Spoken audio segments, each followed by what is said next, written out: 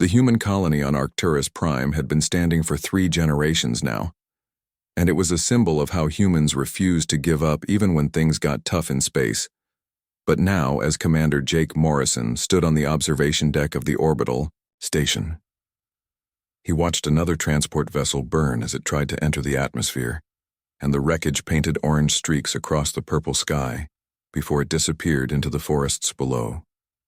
Lieutenant Amy Brooks stood quietly beside him, and her reflection looked like a ghost in the reinforced glass, and she said, "That was the 4th ship this month, and Command was calling for a full military response." Jake said nothing at all because he had read all the reports and seen the grainy footage from the few survivors who made it out alive, and there was a figure covered in shadow and starlight who moved too fast for human eyes to follow.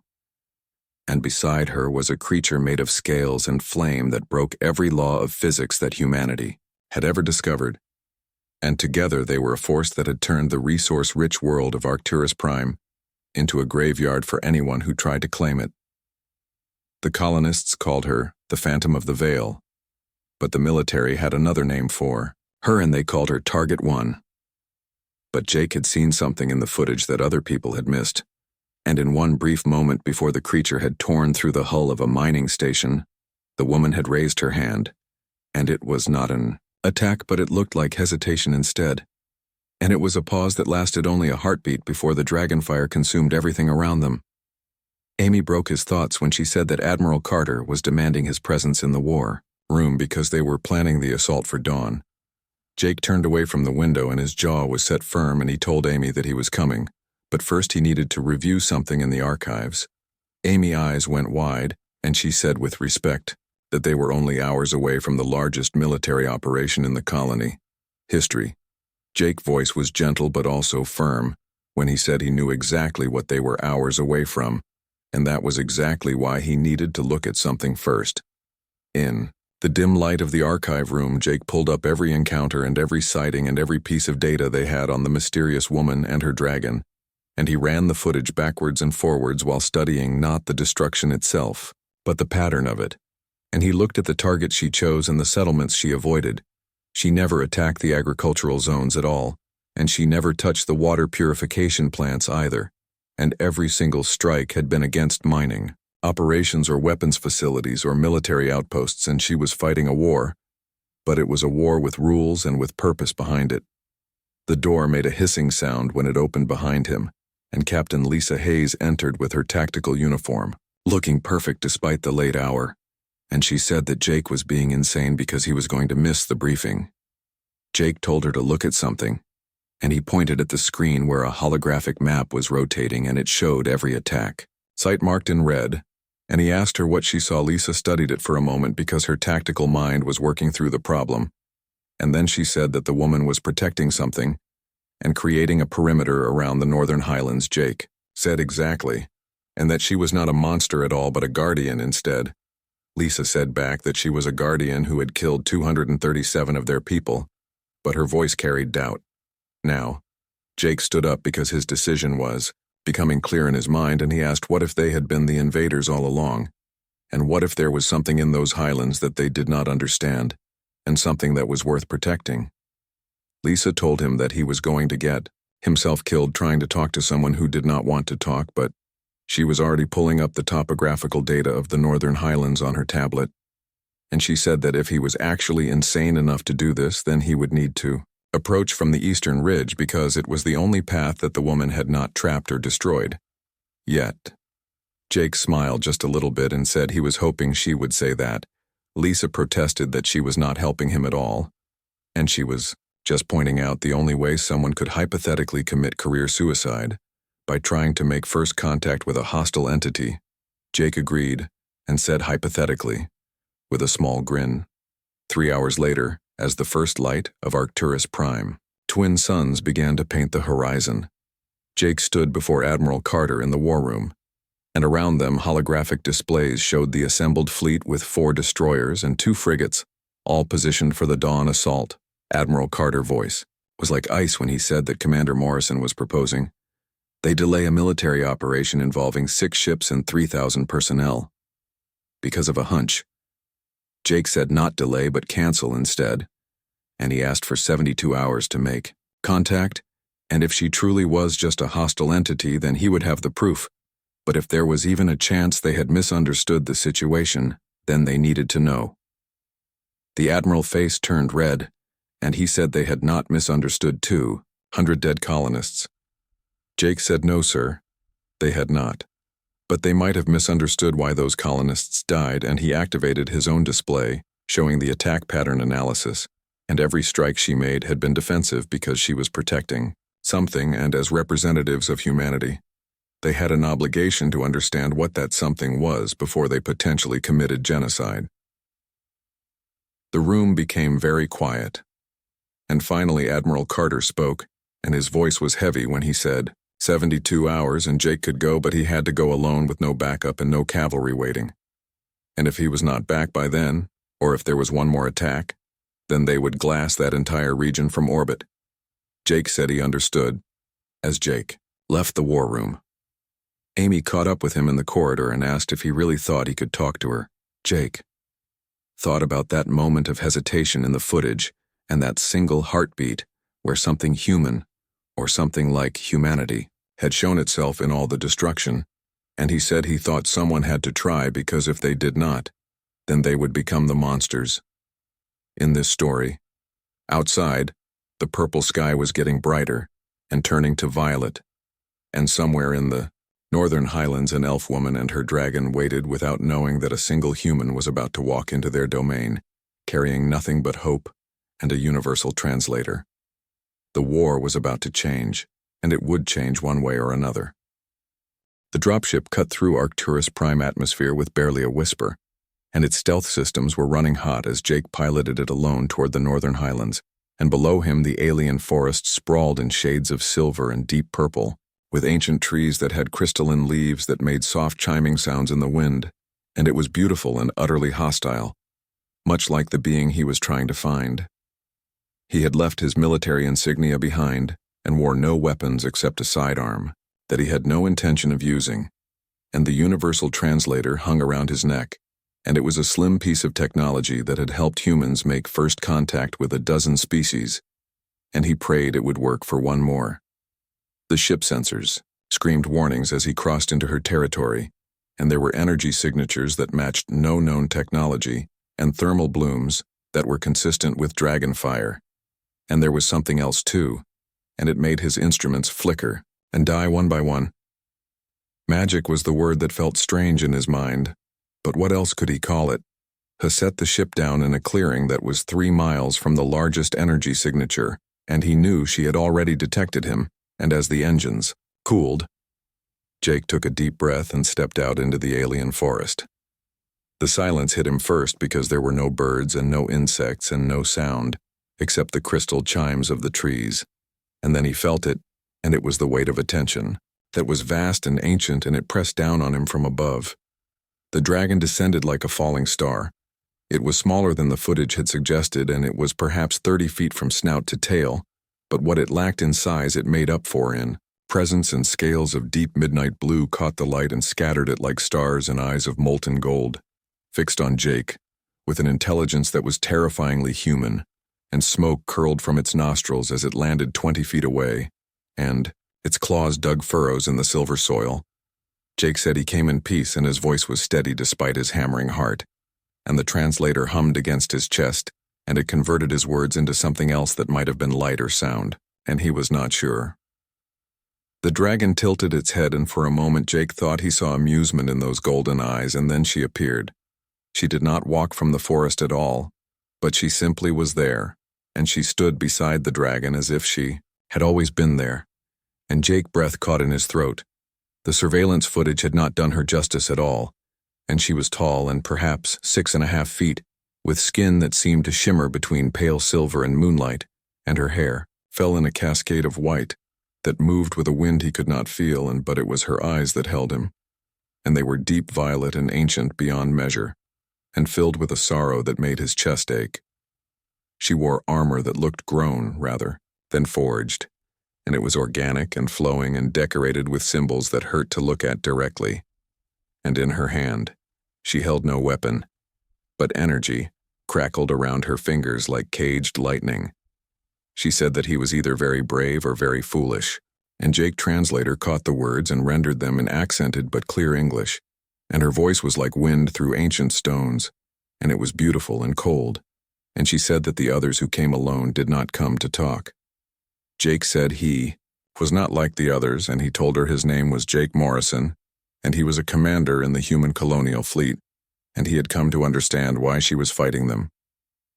The elf woman eyes narrowed, and she said, "Understand," with bitterness in her voice, and she said that his kind understood only taking and understood only consuming.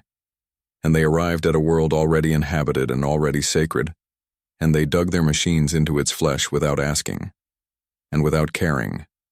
Jake's mind raced when he said already inhabited, and he told her they ran surveys for 3 years before they established the colony, and there was no sentient life detected. She interrupted him and asked if their machines scanned beneath, and she gestured to the ground and asked if they looked into the deep places where the sleepers dream, or did they simply look for life that resembled their own. Jake felt the ground shift beneath his feet, even though nothing physical had moved, and he said there was something underground and something she was protecting.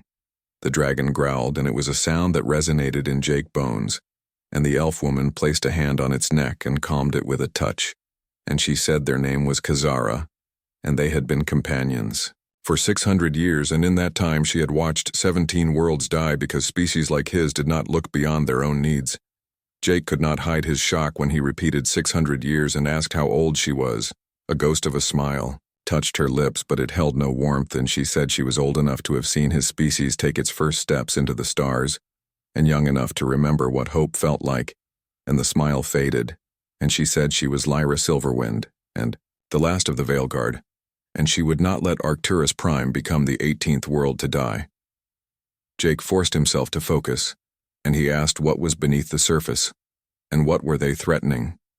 Lyra studied him for a long moment, and her ancient eyes searched his face, and finally she spoke and said to come with her, and if he truly wished to understand, then she would show him, but he needed to know that once he knew he could not unknow, and once he saw he would be forced to choose between his people and what was right. Jake said quietly that he chose to come here, and that meant he had already made his choice. Lyra's expression shifted, and something like surprise flickered across her features, and she said then perhaps he was not like the others after all. And she turned, and her white hair flowed behind her, and she told him to follow, and said that Kazara would ensure nothing else in these woods harmed him. As Jake fell into step behind her, the dragon paced beside him, like a massive and lethal guard dog, and he activated his communication device one last time and said this was Morrison to Orbital Command, and he had made contact, and was going dark for 12 hours, and if they did not hear from him by then, he paused and told them to tell Admiral Carter he was right to give him the chance. He switched off the communication device before Lisa could respond, and followed Lyra Silverwind deeper into the forest, toward whatever secret lay beneath Arcturus. Prime surface, and behind him Kazara footsteps shook the ground, and ahead the elf woman who had killed so many of his people walked with the grace of a ghost. The real war, Jake was beginning to realize, had not even started yet, and he walked between a dragon and an ancient guardian into a mystery that would change everything he thought he knew about the universe, and about what it meant to be human in a cosmos far older and stranger than anyone had imagined. Lyra led Jake through the crystal forest for an hour, and she moved with a fluid grace that made him feel clumsy by comparison, and Kazara followed behind them, and the dragon presence was a constant reminder that he was alive only because her keeper allowed it. And the trees grew denser here, and their crystalline leaves formed a canopy that fractured the sunlight into rainbow patterns on the forest floor. They arrived at what appeared to be a cliff face, and it was sheer and covered in the same silver-barked vines that grew throughout the forest, and Lyra placed her palm against the stone, and the translator around Jake's neck hummed as she spoke words in a language that seemed to predate sound itself, and the rock shimmered and then dissolved, like mist, and it revealed a passageway that descended into darkness. Lyra said that his machines never found this because they were not looking, and she produced a small orb that began to glow with soft blue light, and she said they scanned for metal, and for radiation and for heat signatures, but they did not scan for life that exists outside their narrow definitions. Jake pulled out his portable scanner, but the readings made no sense, and he said he was getting energy signatures, but they were not matching any known spectrum, and it was like quantum fluctuations, but organized and purposeful. Lyra said simply, "That was because what lies below was dreaming," as if that explained everything, and she told him to come and watch his step, because the path was old and she would not carry him if he fell. Kazara remained above because the dragon was too large for the passage, but Jake felt the dragon consciousness following them like a warm breath on the back of his neck, and the tunnel spiraled downward, and the walls were carved with symbols that seemed to shift when he was not looking directly at them. Jake said that she had told him she was the last of the Veil Guard, and he asked what happened to the others. Lyra back stiffened, but she kept walking, and she said they died doing what she did now, and they died protecting worlds from those who would wake the sleepers too soon. And her voice softened when she said her brother fell on a world called Epsilon Eridani, and his kind named it New Providence. And they strip-mined the northern continent, and the sleeper below woke confused and angry, and 3 million humans died before she could calm it back to sleep. Jake remembered the incident because it had been classified as a catastrophic volcanic event, and he said that was her. And she saved those people. Lyra corrected him and said she saved the sleeper, and his people were the threat, and she simply chose the lesser evil of letting most of them live. And she glanced back at him, and her violet eyes gleamed in the orb light, and she said her brother believed differently, and he thought all life was worth preserving, even life that destroys, and that belief got him killed. The passage opened into a massive cavern, and Jake's words died in his throat. The chamber stretched vast as a cathedral, and its ceiling was lost in darkness above, but it was not the size that stole his breath, and it was what filled it. The creature and the sleeper was almost too large to comprehend, and its body seemed to be part fungus and part plant and part something else entirely, and vast networks of bioluminescent tendrils stretched across the cavern floor and walls, and they pulsed with slow rhythmic light, and at the center, a form, vaguely resembling a curled figure perhaps 300 feet tall, lay dormant, and it was covered in what looked like bark and moss and crystal formations that grew like scales. Jake whispered and asked what it was. Lyra said with reverence in her voice that it was a world shaper and one of the first ones, and they came before his kind and before hers and before most species, that now walk the stars, and they drift through space as spores and settle on barren worlds, and over millions of years they dream those worlds into life. Jake's mind reeled, and he asked if she was saying this thing made Arcturus Prime habitable. Lyra said not just habitable but alive, and she moved closer to the creature and placed her hand on one of the glowing tendrils, and she said the purple trees and the crystalline leaves and the strange minerals his people came to mine, and all of it was this sleeper dream made manifest. And it had been sleeping for 3 million years and slowly terraforming this world into something that can sustain complex life. Jake started to understand and said their mining operations. Lyra finished his sentence and said they were like needles piercing flesh, and each mine and each drill sent pain signals into its dream, and it stirred, and it became agitated, and if it woke fully before its work was complete, and before it had dreamed this world into maturity, then it would thrash, and it would destroy everything within 3 light years before it died, from premature awakening. Jake stared at the immense creature, and understanding dawned with sick horror, and he said the energy signatures they had been detecting, and the seismic instabilities near their mining sites, and they thought it was tectonic activity. Lyra said it was the sleeper distress and another 3 months of their deep core mining, and it would wake, and then his colony and his ships and everything human in this system would be erased. And she turned to face him fully and said, now he understood why she had killed his people, and she had murdered hundreds to save millions, and she had become a monster to prevent a catastrophe. Jake's legs felt weak, and he sat heavily on a smooth stone, and his scanner was forgotten in his hand, and he asked why she did not tell them, and why not just make contact and explain. Lyra's voice cracked, and it was the first real emotion he had heard from her, and she said she tried. And when the first survey team arrived, she revealed herself, and she offered knowledge, and offered partnership, and they took recordings of her and of Kazara and of this place. And then they returned with weapons and tried to capture her to study, and tried to take samples of the sleeper, and her hands clenched into fists, and she said she killed them all and 17 people who could not see past their own greed. Jake said so. She decided all humans were the same. Lyra's voice was sharp when she asked if he could blame her, and she said in 6 centuries she had met only 3 humans worth knowing, and 2 of them died helping her protect other worlds, and the third? She looked away and said that woman taught her that hope could be a weapon, turned against itself. Jake stood and moved closer to the sleeper and its bioluminescent. Patterns pulsed like a slow heartbeat, and he could feel warmth radiating from it, and it was beautiful and terrifying and incomprehensibly ancient. He said finally that he needed to report this, and Admiral Carter needed to know. And if they understood what was at stake, Lyra interrupted and said they would try to exploit it, and they would want to study it and to control it and to find a way to wake it safely and steal its power for themselves. And she said she had seen this pattern before, and knowledge did not make humans wise, and it made them dangerous. Jake said not all of them, and some of them could see past their own needs, and some of them could learn. And he gestured to the sleeper and asked how long it needed, and how long until the world was mature enough for it to wake safely.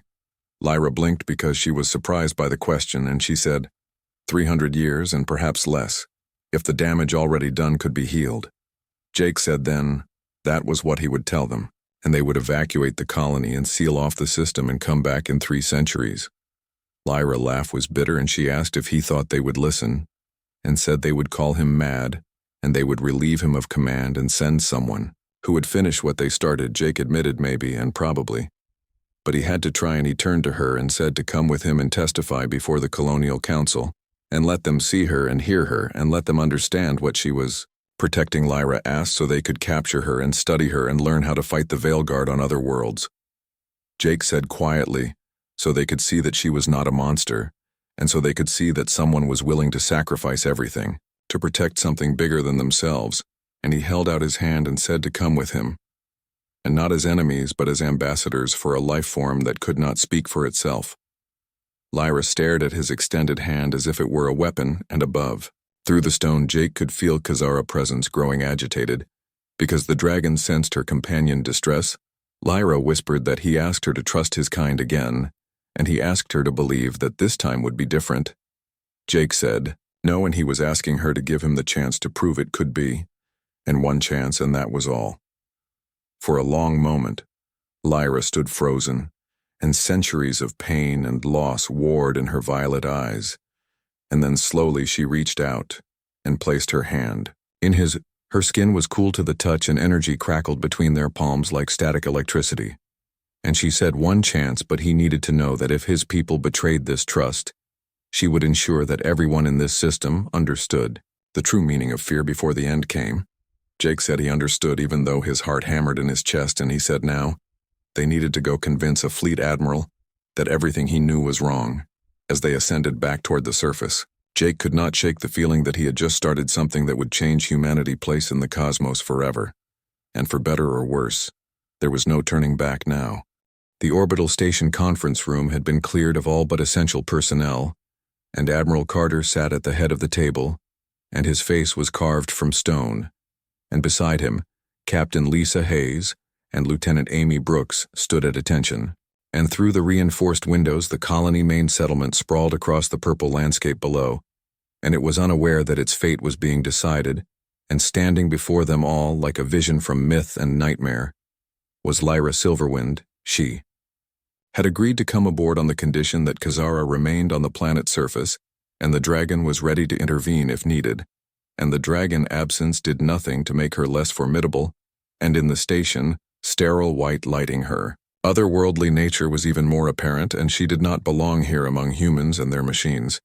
And she was something older, and something that remembered when humanity was young. Admiral Carter said in a dangerously calm voice that he wanted to see if he understood correctly, and he was being asked to evacuate a colony of 15,000 people, and abandon resource extraction operations worth billions of credits, and seal off this entire system for 300 years, because there was a sleeping alien underground that might wake up and kill them all if they did not. Lyra replied that it was a crude but accurate summary, and her translator rendered her words with perfect diction, and it robbed them of any softness. The Admiral turned to Jake and said that Commander Morrison was supposed to gather intelligence on a hostile entity and instead he had brought the enemy onto his station and appeared to have adopted her insane perspective. Jake said with respect that she was not the enemy, and they were. And they had been drilling into the flesh of a living terraforming entity without knowing it existed, and every mine they had sunk, and every core sample they had taken had been slowly waking it up, and if it fully awakened, before it completed its work, then the energy release would sterilize this entire sector. The Admiral shot back that this was based on the word of someone who had killed over 200 of their people. Lisa interjected and stepped forward with her datapad and said it was based on the evidence, and she had been analyzing the seismic data from the past 6 months and cross-referencing it with mining operations, and Commander Morrison was right, and every deep excavation corresponded with energy, spikes and tremors that originated from a central point beneath the northern highlands, and the pattern was consistent with a biological response to stimuli. Amy added that the xenobiology team had been studying the samples Commander Morrison brought. Back in the bioluminescent material was not just organic, but it was actively maintaining the planet atmospheric balance, and the readings suggested it was part of a much larger organism. Admiral Carter's jaw tightened, and he said it was circumstantial evidence, and it could just as easily be explained by undiscovered tectonic processes. Lyra said softly that it could, and if he wished to gamble 15,000 human lives on that possibility, then he could. But he needed to understand that she had seen this before, and on a world called Kepler. 442BA Mining Consortium ignored warnings similar to what he was hearing now, and they insisted the energy readings were natural phenomena. And 38 days later, the sleeper below woke confused and afraid. She pulled up her own holographic display, and the images made the humans in the room go pale, and it showed a planet torn apart from within, and continents shattered and oceans boiling away, and she said, the sleeper survived, but everything else did not. And 7 colonies with total population of 4 million were gone in less than a week. The Admiral demanded to know if she knew this would happen, then why did she not stop them sooner?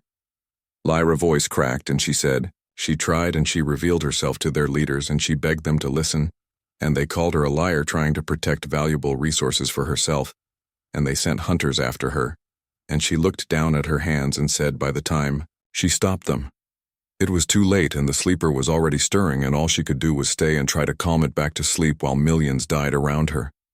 The room fell silent, and Jake could see the Admiral's certainty wavering, and doubt was creeping in. Admiral Carter asked why they should believe she was telling the truth now, and his voice had lost its edge. Lyra said simply that she was tired, and she was so very tired of fighting and of killing, and of watching worlds die because species refused to see beyond their immediate needs, and she came here ready to do whatever was necessary to protect the sleeper, even if it meant becoming the monster his people already believed her to be. And she looked at Jake and said, then this one came into her forest carrying only words and hope, and he asked to understand before he judged, and he offered trust when she had given him no reason to trust her. She turned back to the Admiral and said so. She was here and making herself vulnerable, and placing herself at his mercy, because perhaps, just perhaps, there was still hope that humans could choose wisdom over greed. And she told him to prove her right, or prove that her 600 years of pessimism were justified. Admiral Carter stood and walked to the window to stare down at the colony, and he said if they evacuated and if they sealed the system, then the colonial authority would demand explanations, and they would send survey teams and scientists and possibly military forces to verify the threat. Lyra said.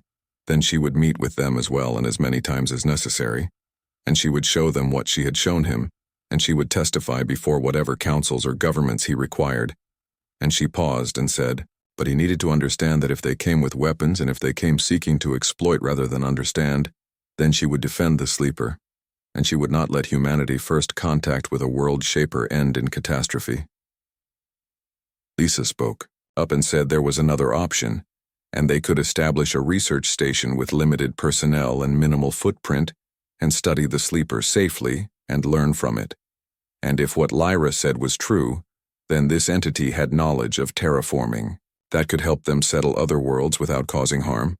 Lyra's eyes narrowed, and she asked who decided what was safe study, and who ensured the research did not become exploitation. Jake said suddenly that she did, and all eyes turned to him, and he said Lyra would become the official liaison, and she would oversee any research and maintain her role as guardian, but work with them instead of against them, and they would learn from the sleeper, and in 300 years when it was ready to wake, they would be here to meet it as partners and not parasites. The Admiral said that Jake was suggesting they leave an admitted killer in charge of colonial policy, and Jake could hear the consideration in his voice. Jake replied that he was, suggesting they acknowledge that she knew more about these entities than they ever would, and that her goals aligned with their long-term survival. And yes, she killed their people, but she did it to prevent something worse, and now they had the chance to make those deaths mean something, and to show that humans could learn and could adapt and could choose the future over the present. Admiral Carter was quiet for a long time, and finally he turned to Lyra and said if they did this and if they evacuated the colony and established a limited research presence and put her in an advisory role, then what guarantee did he have that she would not simply eliminate the researchers the moment it was convenient? Lyra said he had her word, and which she knew meant little to him. And so she offered this, and she told him to bind her with a quantum communicator and link her directly to his colonial command. And if she violated the agreement, and if she harmed anyone without cause, then he would know instantly and could respond accordingly. And she straightened and said she was offering him transparency and something she had not offered to any other species in 6 centuries, and she told him not to make her regret it. The Admiral looked at Jake and at Lisa and at the evidence displayed before him, and he said he would need to consult with the colonial authority, because this decision was beyond his purview. Jake said he understood, but they did not have much time, because the mining operations were continuing and every hour increased the risk. Then as an interim measure, the Admiral declared he was ordering a halt to all deep excavation operations, effective immediately, and he would cite unstable geological conditions, and that would buy them a week and maybe 2. And he faced Lyra directly and said in that time she would work with their xenobiology and geology teams, and she would provide every shred of evidence supporting her claims, and if he found any indication that she was manipulating them, and that this was some elaborate scheme, then he would glass those highlands from orbit before she could blink, and he asked if they were clear. Lyra said perfectly, and there was a hint of respect in her voice, and she said she would expect nothing less as the meeting broke up. Jake found himself standing beside Lyra at the window, and both of them were looking down at the colony that might soon cease to exist.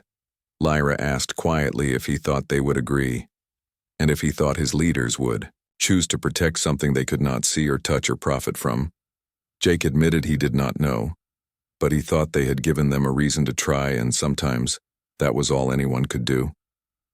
Lyra was quiet for a moment, and then so softly, he almost missed it, she said, "Thank you, Jake Morrison," and for seeing her as something more than a monster, and it had been a very long time since anyone looked at her. 2 weeks later, Jake stood once again in the Crystal Forest, but this time he was not alone, and a carefully selected team of xenobiologists and geologists and cultural specialists moved through the trees with equipment designed for minimal impact, and Lyra had approved each member personally, and several had already been sent back to orbit when she deemed their attitudes too exploitative. The temporary research station was small, and barely more than a dozen prefabricated modules arranged in a circle, and solar panels provided power, and all waste was recycled, and nothing went into the ground deeper than 3 feet, and by Lyra standards it was barely tolerable, but by human standards it was unprecedented restraint. Jake found her at the entrance to the cavern, and she was standing vigil as she had for weeks, and Kazara lay beside her, and the dragon massive head was resting on its forelimbs, and golden eyes were half closed in contentment, and it was strange how quickly the dragon had gone from terrifying to almost comfortable in his presence. Jake said without preamble that the colonial authority agreed, and it was full evacuation of the colony to be completed within 6 months, and the system would be declared a protected xenobiological preserve, and limited research would be allowed under strict guidelines with her as the primary regulatory authority. Lyra turned to look at him, and for the first time since he had met her, he saw genuine surprise on her face, and she asked if they agreed to all of it. Jake said not without a fight, And it took testimony from 15 xenobiologists and 6 geological surveys and a very uncomfortable conversation with the Mining Consortium Board of Directors. But yes, they agreed, and humanity was learning to look before it leaps, and slowly and painfully. But they were learning. Lyra's eyes glistened, and Jake realized with shock that she was crying, and the tears that fell down her silver cheeks glowed faintly in the forest, dim light. She started to say that she never thought, and then she stopped and composed herself, and she said in 600 years she had fought this battle 37 times, and this was the first time she had won it without loss of life. Jake pointed out that she had not won it alone, and there were people up there right now arguing for stricter protections and for longer observation periods and for laws that would apply to every world they colonized going forward, and she had started something bigger than Arcturus Prime. Lyra said perhaps, or perhaps this was an anomaly, and the next world would be like all the others. But there was hope in her voice now, and it was fragile and uncertain, but undeniably present. Kazara lifted her head and nuzzled against Lyra's shoulder, and the elf woman laughed, and it was a sound Jake had never heard from her before. And it was clear and bright as bells, and she stroked the dragon scales and said, "Yes, old friend, and maybe they could rest now, and just for a little while." Jake said he had a proposal, and once the research station was fully established, and once they had protocols in place, and she was comfortable with the team, then she should take a break, and not forever. But she had been fighting for 6 centuries, and it was time to let others shoulder some of the burden. Lyra said softly that there were no others, and the Veil Guard was gone, and only she remained. Jake suggested then, maybe it was time to start rebuilding, and the Colonial Authority wanted to establish a new branch called the Xenobiological Preservation Service, and their mandate would be to identify and protect life forms like the Sleeper before colonies were established, and they wanted her to head it. Lyra stared at him and asked if he was offering her a job. Jake said he was offering her a partnership, and humans had the resources and the reach and the ability to survey hundreds of systems, and she had the knowledge and the experience and the ability to recognize what they could not. And together they could make sure this, and he gestured to the forest around them, and it would become the norm, and not the exception. Lyra asked what happened if she said yes, and if she bound herself to humanity institutions, and what happened when his leaders changed their minds and when profit became more important than preservation. Jake said simply that then she would do what she had always done, and she would fight, but this time she would not fight alone. And there were already colonists volunteering to join the evacuation relief efforts, and scientists requesting transfers to the research station, and people who saw what was happening here and decided they wanted to be part of the solution. And he met her eyes and said, she showed them the monster they were becoming, and now they wanted to show her what they could be, when they chose better. Lyra was silent for a long time, and her ancient eyes studied him, and finally she nodded and said she would agree to a trial period of 5 years, and if at the end of that time his species had proven trustworthy, then she would consider a longer commitment. Jake said 5 years, and that was more than fair. 3 months later, the last transport lifted off from Arcturus Prime, main settlement, and Jake stood in the empty town square and watched buildings that had housed families and schools, and dreams of the future. And all of it was abandoned and left to slowly be reclaimed by the purple forest. Beside him, Amy Brooks held a datapad showing the evacuation statistics, and she said 15,043 colonists relocated and 0 casualties. And honestly, she did not think they would pull it off. Jake admitted that neither did he, and Lisa approached from the command center, and it was the last building to be shut down. Lisa said that the research station reported all systems green, and Lyra had approved the final team roster, and 23 scientists and 4 cultural liaisons, and 1 stubborn commander who refused to take a promotion and leave. Jake smiled and said someone had to make sure this worked, and it might as well be him. Lisa continued and said the Colonial Authority was already identifying 7 other systems with similar energy signatures, and they wanted to survey them before any colonization efforts began, and Lyra protocols were being implemented fleet-wide. Jake said it was a start, and a small one, but a start. A shadow passed overhead, and they looked up to see Kazara descending, and Lyra was riding between the dragon's shoulders, and they landed in the square with surprising gentleness, and Lyra slid down, and her movements showed an ease that had been absent when Jake first met her.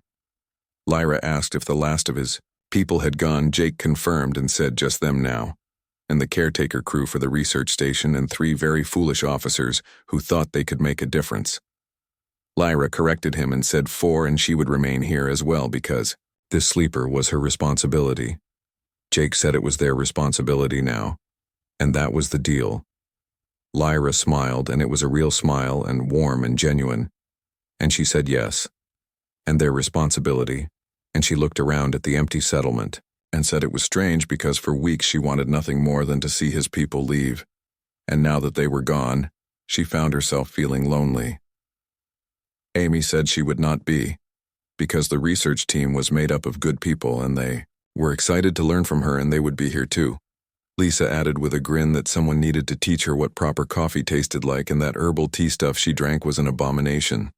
Lyra laughed and the sound carried across the empty square like music and she said, perhaps there was hope for humanity after all if their greatest concern was the proper preparation of caffeinated beverages, as they walked toward the transport that would take them to the research station. Jake looked back one last time at the abandoned colony, and in a few years the forest would reclaim it completely, and in a few decades there would be no sign humans had ever been here, and in 300 years, when the sleeper finally woke, it would emerge to find a world that had been allowed to complete its dream. Above them, Kazara soared, and her scales caught the light of Arcturus Prime twin suns, and the dragon cry echoed across the highlands, and it was not a challenge or a warning, but something that sounded almost like joy. Jake asked Lyra as they boarded the transport what she would do after the 5 years. And if she decided to stay, he meant Lyra gazed out at the purple forest, and at the crystalline trees that chimed in the wind and at the world she had fought so hard to protect, and she said softly that perhaps she would teach the young ones to see the universe, not as a resource to exploit but as a community to join, and teach them that being human did not mean being separate from the rest of creation. Jake said he would like to learn those lessons too. Lyra said then perhaps they would learn them together, and her violet eyes were bright with something that might have been hope as the transport lifted off and carried them toward a future none of them had imagined possible, just months before the sleeper below dreamed on. And it was safe for another 3 centuries, and above in the station observatory, a datapad logged a transmission being sent to every human colony in the settled stars, new protocols established for planetary colonization, and xenobiological survey required before any settlement, and priority was preservation over exploitation and contact. Arcturus Prime Research Station. For details, it was a small change in a vast universe, but sometimes the most important revolutions began with a single person refusing to see another as a monster, and with one act of trust in a crystal forest, and with the choice to reach out instead of striking down humanity was learning, and in learning, it was becoming something better than it had been. The war was over, and the real work was just beginning.